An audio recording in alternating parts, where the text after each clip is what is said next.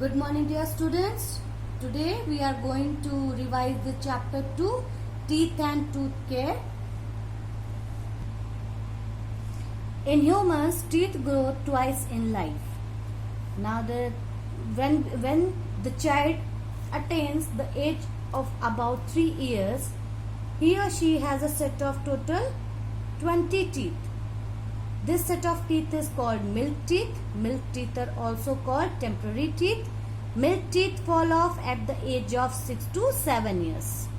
Now permanent teeth, a new set of teeth grows on place the milk teeth. This new set of teeth is permanent and called permanent teeth. Total number of permanent teeth in an adult human is 32, 16 in upper jaw and 16 in the lower jaw. Function of teeth. Teeth help us in many ways. Teeth help us to bite and chew food. They help us speaking clearly. They give shape to our face. Clean teeth make us smile beautiful. Now the types of teeth. Permanent teeth are the 4 types. First is incisor or cutting teeth. These are chisel shaped and have sharp cutting edges. 4 front teeth in the jaw are incisors. They are used to bite our food. Canines or tearing teeth. Canines are dagger-shaped teeth. They are very sharp and pointed. These are used to tear the food. They are 2 in number in each jaw and present on either side of the incisor. Premolars or crushing teeth. Premolars are broad, flat and strong teeth. There are 4 premolars in each jaw. They are present on either side of the canines in each jaw. They help to crush the food. Now molars or grinding teeth. Molars are broader than the premolars. They have broader upper surfaces to grind food. There are 6 molars in each jaw. Thus the total number of teeth is upper jaw. 4 is incisor, 2 is canine, 4 is premolar and 6 is molar is equal to 16. And in lower jaw, 4 is incisor, 2 is canine, 4 is premolar and 6 is molars is equal to 16. Means total number of teeth is 32. Now the structure of tooth. A tooth is embedded in a socket of the jawbone. It has 3 parts. The uppermost part is called crown. The middle part is called neck and the lower part is called root. The outer white part of the tooth is enamel. It is the hardest part of our body. Beneath the enamel lies the main part of the tooth called dentine. Dentine surrounds the pulp which lies in the center of the tooth. The pulp is made of soft tissues and consists of blood vessels and nerves. Now toothache. When we eat food and do not wash our mouth properly, bits of food may get stuck between the teeth.